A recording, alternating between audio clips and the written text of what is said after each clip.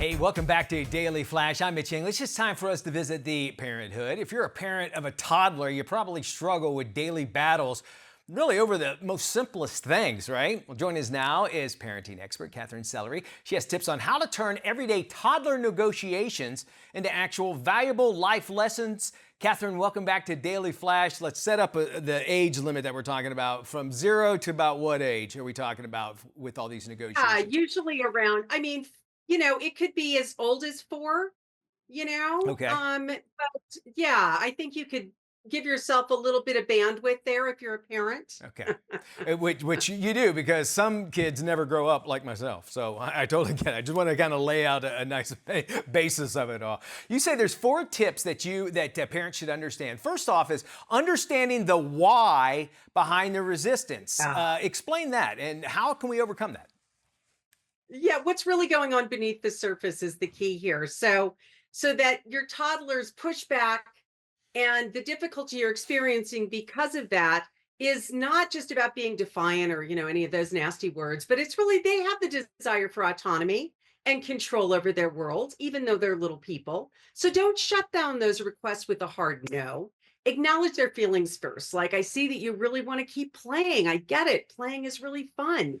This small little shift that validates their emotions and makes them feel more receptive then to finding solutions because they feel like they're seen, even though they're little Yeah. people. And that kind of leads us into your next tip because we're talking about choices. And it seems like Mhm. even up to adults, if you offer a choice instead of a command, it comes over.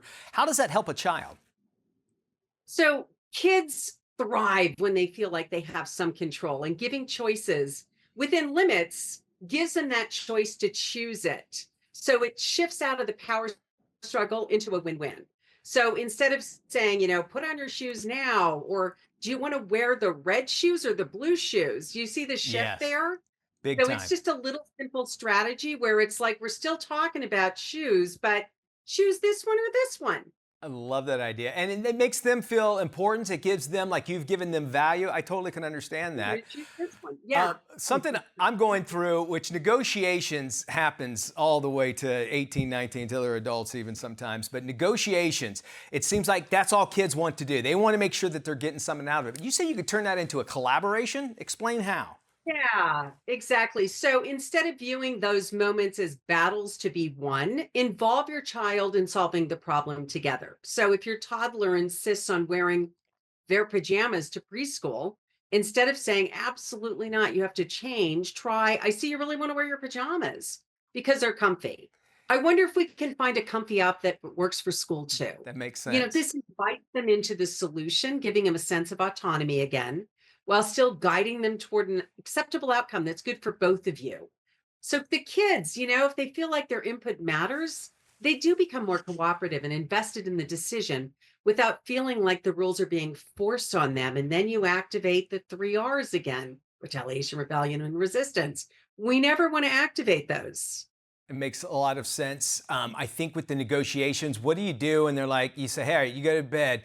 It's like, well, if I go to bed, if I maybe they try to get something out of the deal, like let's say brushing your teeth. Can I have something to eat before I brush my teeth? Do you let them kind of have a little bit? Is it a give and take, or is it a case by case kind of situation? I think as far as, what you're prepared to give, it's really just about collaborative problem solving. And if you begin to develop those skills with little children, then they begin to understand like they matter too. They have their side. That doesn't mean you relinquish your, need to be the CEO of the family, but it does take into consideration some of what might be going on inside of them. Okay. Let's talk about self-regulation because obviously we want them to grow up to be normal adults where they can do things on their own and make decisions. How do you help them build those skills?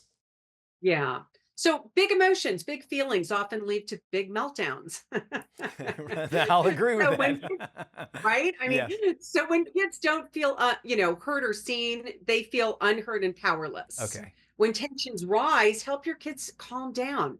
Co-regulate with them instead of escalating it with "stop crying, it's not a big deal." I could say instead, "I see you're really upset. Let's Y- take a deep breath together." Simple techniques naming it, there's this expression, name it to tame it. So name the emotion, mirror your calm energy by breathing together with them. It can help them build the resilience over time. All right. And I would imagine, too, just getting to their level plays a big role because we're so much taller. We're always talking down to them. I imagine that would help. You're so on it. I mean, Because I listen to you. Totally. Join them at their level. Yeah, I love it. Katherine, I love having you on the show. It's just great information all around. And we want people at home to get involved in this as well. In order for you to be able to do it, all you have to do is head by our website, dailyflashshow.com, or just go to freeparentingbook.com. There you can get it actually and get great advice from Katherine Sellery. All right, we have more Flash coming up with today's trends and tomorrow's talk. Don't go anywhere.